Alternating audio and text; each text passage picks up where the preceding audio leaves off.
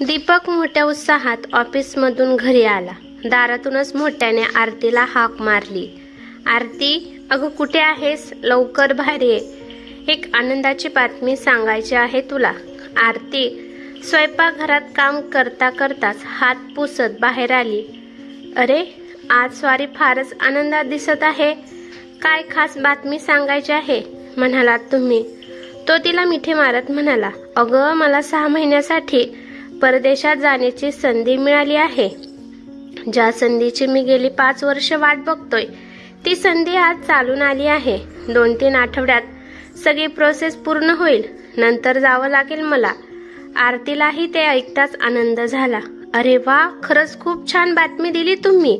तितक्यात सम्राट म्हणजे दीपकचा धाकटा भाऊ घरी आला. दादा वहिनीला इतक्या आनंदात गप्पा मारताना बघून तो जरा मस्करी करत म्हणाला, काय दादा, काही खास?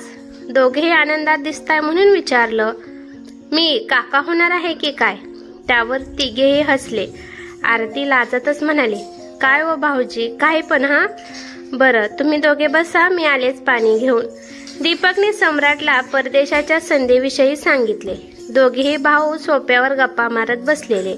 आरती पाणी घेऊन आली तोच दीपक म्हणाला, आरती प्लीज चहा ठेवशील का? हो नक्कीच, म्हणत ती चहा बनवायला किचनमध्ये निघून गेली.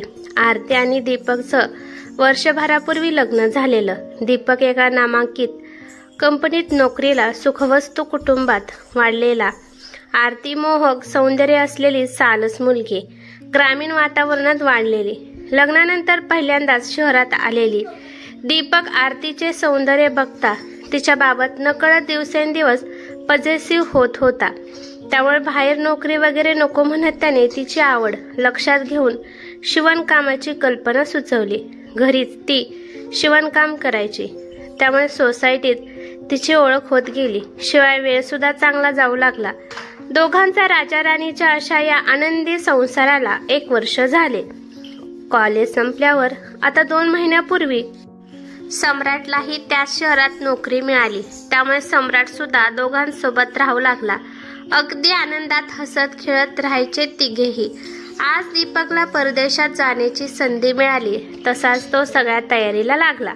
आरती मात्र जरा अस्वस्थ होती.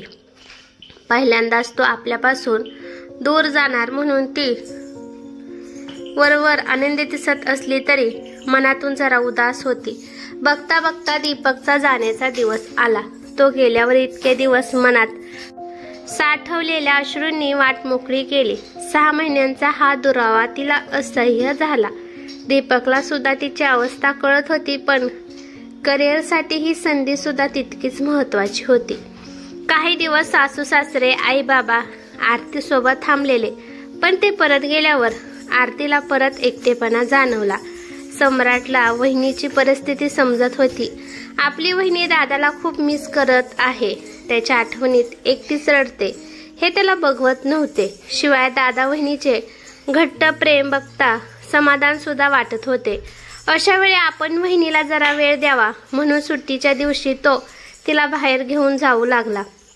याच दरम्यान त्याने त्याची गर्लफ्रेंड काव्या हिच्याशी सुद्धा आरतीची ओळख करून दिली. सम्राटच्या घरी काव्याविषयी आरतीला सोडून कुणालाही काही माहीत नव्हते. मधल्या काळात 2 आठवड्यांसाठी आरती दीपककडे जाणार होती. पहिल्यांदाच एकटी परदेशात जाणार होती. तेव्हा सगळी विजा प्रक्रिया, शॉपिंग यात सम्राट आणि काव्याने तिला खूप मदत केली. त्यासाठी आरती आणि सम्राटला बाहेर जाता येताना बऱ्याच जणांनी एकत्र बघितले आणि त्यांच्या नात्याचा भलताच अर्थ काढला. आरती 2 आठवडे दीपककडे जाऊन आली. त्याला भेटल्यावर तिचा आनंद गगनात मावेनासा झाला. परत आल्यावर पुन्हा एकदा तोच एकटेपणा आणि दीपकची आठवण तिला अस्वस्थ करत होते. या दरम्यान सम्राट सुद्धा कामानिमित्त बाहेर गावी गेलेला. अशातच तिची काव्यासोबत असलेली ओळख मैत्रीत बदलली. काव्य जरा मॉडर्न राहणीमान विचारसरणीची. आता तिच्या आरतीकडे येणे जाणे वाढले होते आणि ही गोष्ट मात्र आरतीच्या शेजार पाजाऱ्यांना खुपत होती. पूर्वी नवऱ्याला सोडून घराबाहेर न पडणारी आरती आता सम्राट आणि काव्यासोबत बाहेर फिरते. छोटे छोटे कपडे घातलेली काव्या वेळी अवेळी घरी येते याचा सगळ्यांनी वेगळाच तर्क लावला. 6 महिन्यांनी दीपक परत आला तेव्हा आरती आणि सम्राट मधल्या नात्यात त्याला जरा फरक जाणवला. सम्राट आरतीला अगदी बहिणी समान वागणूक द्यायचा. तिच्याशी हसत खेळत गप्पा मारत आपले सिक्रेट शेअर करायचा. पण दीपकला वरवर बघता त्यांच्या नात्याचा अर्थ कळालाच नाही. 6 महिने आपण दूर राहिलो तर आरती सम्राटच्या जास्त जवळ गेली असा त्याचा समज झाला. त्याच्या मनात शंकेची पाल चुकचुकली. त्यात भर म्हणून शेजारच्यांची आरती आणि सम्राट विषयीची कुजबूज त्याच्या कानावर आली. तेव्हा त्याचा संशय अजूनच वाढला. दीपक लहान सहान गोष्टीवरून आरती सोबत भांडण करू लागला.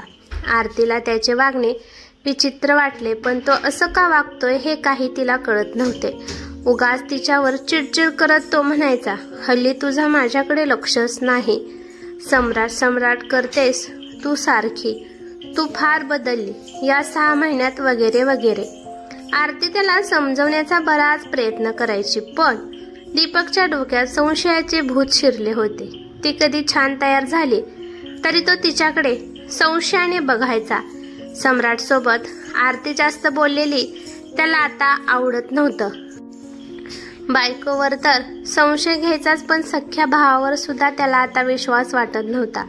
त्यात भर म्हणजे काव्य सम्राटच्या आयुष्यात आहे याची त्याला कल्पना नव्हती. आपली बायको सुंदर आहे, तरुण आहे, शिवाय सम्राटच्या वयाची आहे, त्यामुळे तोही तिच्या प्रेमात पडला की काय असे त्याला वाटू लागले. दिवसेंदिवस त्याचा संशय वाढत गेला. आरती आणि सम्राट सोबत त्याचे नाते सुद्धा बिघडायला लागले. दोघांच्या नात्यात आता सतत चिडचिड, भांडण, संशय. सम्राटला सुद्धा दादाच्या स्वभावात बदल जाणवला. त्याच्याशी बोलून सुद्धा तो असं का वागतोय हे कळाले नाही. असंच एक दिवस सकाळीच दीपक आरतीवर कुठल्या तरी कारणावरून मोठ्याने ओरडला. सम्राट ऑफिसला जाण्यासाठी तयार होत होता. दीपक मोठ्याने वहिनीवर ओरडतोय हे त्याने पहिल्यांदाच बघितले आणि काय झाले बघायला तो दोघांच्या भांडणात मध्ये पडला. तेच निमित्त झालं. दीपक सम्राटला नको ते बोलला. त्याला रागाच्या भरात म्हणाला, तुला काय गरज सम्राट आमच्यामध्ये पडायची? दादा वहिनीच्या मध्ये येताना लाज नाही वाटली तुला? 6 महिने मी दूर काय गेलो, तू आरतीला नादी लावलं. आणि आरती तुला सुद्धा लाज नाही वाटली का दिरासोबत असे चाळे करताना? मला कळत नाही का तुमच्यात काय चाललंय ते? अख्ख्या सोसायटीत माहीत झाले आहे तुमचे लफडे. आरती तुझ्याकडून तरी ही अपेक्षा नव्हती. सम्राट तुझं तर मला तोंड सुद्धा बघायची इच्छा नाही, निघून जा आताच्या आता. हे सगळं ऐकून आरती आणि सम्राटला धक्का बसला. दोघेही दीपकचा हा गैरसमज दूर करण्याचा प्रयत्न करत राहिले, पण दीपक मात्र काही ऐकून घेण्याच्या मनस्थितीत नव्हता. आरतीला सगळं अगदीच अनपेक्षित होतं. दीपक आपल्याविषयी इतका घाणेरडा विचार करतोय याची आरतीला अक्षरशः किळस वाटली. भावासारखा आपला दीर आणि हा दीपक काय विचार करतोय, काही ऐकून घ्यायला सुद्धा तयार नाही हा, असा विचार करत ती ढसाढसा रडायला लागली. सम्राट सुद्धा दादाच्या अशा संशयी बोलण्याने खोलवर दुखावला. ज्या दादाने आतापर्यंत आपल्याला जगण्याचे धडे दिले, तो असा कसा बोलू शकतो? बहिणी समान वहिनीच्या बाबतीत आपल्यावर असे घाणेरडे आरोप. सम्राट अशाच मनस्थितीत घराबाहेर निघून गेला. दीपक सुद्धा आरतीकडे दुर्लक्ष करत ऑफिसला निघाला. आरती मात्र अजूनही रडतच होती. दीपक आपल्याविषयी असं कसं वागू शकतो? इतका अविश्वास? हा प्रश्न तिला अस्वस्थ करत राहिला. ज्याच्यावर आपण मनापासून प्रेम करतो त्याने असा संशय घेत अविश्वास दाखवला की संसाराची कडा कशी क्षणात मोडून पडली हे तिने अनुभवले. आरतीच्या हळव्या मनाला हे सहन झाले नाही. दीपकचे संशयी वाक्य नादी लावणं, लफडे केले हे शब्द सतत तिच्यावर वार करत राहिले. क्षणभर तिच्या मनात स्वतःला संपवण्याचा विचार सुद्धा येऊन गेला. पण आपली काही चूक नसताना आपण स्वतःला का शिक्षा द्यायची? म्हणून तिने निर्णय घेतला दीपक सोबतचे नाते कायमचे तोडण्याचा. ज्या नात्यात विश्वास नाही, प्रेम नाही, संवाद उरलेला नाही, ते नातं जपण्यात काय अर्थ आहे? म्हणत तिने आपली बॅग भरली आणि ती दीपकच्या आयुष्यातून कायमची निघून गेली। दीपकने सुद्धा अहंकारापोटी तिच्याशी संपर्क साधण्याचा प्रयत्न केला नाही। एक दिवस अचानक आरतीकडून आलेली डिवोर्स नोटीस दीपकला मिळाली। या दरम्यान सम्राट सोबत सुद्धा त्याचे संबंध जवळपास तुटलेले होते। आई बाबांनी दीपकला समजून सांगण्याचा प्रयत्न केला पण त्याचा काही उपयोग झाला नाही। दीपकच्या मनात अजूनही आरती आणि सम्राट विषयी राग होताच। काव्याला सम्राटने हे सगळं सांगितलं तेव्हा तिला खूप वाईट वाटले। सम्राटच्या नकळत ती एक दिवस दीपकला जाऊन भेटली तेव्हा दीपकला सम्राट आणि काव्याविषयी कळाले। काव्याने हेही सांगितले की आरतीला आमच्या नात्याविषयी माहीत होते। सम्राट सुद्धा म्हणाला होता की दादा परदेशातून परत आला की दादाला आपल्याविषयी सांगतो। पण सगळं विचित्र झालं दादा। मला सम्राटने जेव्हा आरती आणि तुमच्या वेगळं होण्याविषयी सांगितलं खरंच मला खूप वाईट वाटलं। शिवाय सम्राट या सगळ्याचा दोष स्वतःला देतोय। आपल्यामुळे वहिनीवर दादाने आरोप केले म्हणत स्वतःला दोषी मानत आहे तो। दादा मला सांगा यात नक्की चूक कुणाची हो? तुम्ही नसताना सम्राटने वहिनीला मदत केली, एकटेपणा दूर व्हावा म्हणून माझ्याशी ओळख करून दिली। आम्ही तिघे भेटलो ना की वहिनी तुमचं किती भरभरून कौतुक करायच्या। सम्राट सुद्धा सतत मला सांगायचा की माझ्या आयुष्यात माझा आदर्श म्हणजे माझा दादा दीपक। मग यात चूक नक्की कुणाची दादा? जरा विचार करा। तुम्ही आरतीताईवर अविश्वास दाखवला पण सत्य समजून घेण्याचा प्रयत्न केला का? संवादातून सगळं काही सुरळीत झालं असतं पण तुम्ही ऐकण्याचा प्रयत्न केला नाही। बाहेरच्या लोकांची कुजबूज ऐकून तुम्ही संशयाने 3 आयुष्य उद्ध्वस्त करत आहात दादा। इतकं बोलून काव्य निघून गेली आणि दीपक या प्रश्नांची उत्तरे शोधत राहिला। आता उत्तर मिळूनही काही उपयोग नव्हता। आरती आणि दीपकच्या नात्यात संशयाचा किडा शिरून मोठी दरी निर्माण झाली होती। दोन्ही भावातील नाते कधीच पूर्ववत होऊ शकणार नव्हते। पश्चाताप करण्याशिवाय दीपक जवळ काही शिल्लक राहिले नव्हते। खरंच आहे ना, संशयाची भूत डोक्यात शिरले की माणूस कुठल्याही थराला जाऊन विचार करतो।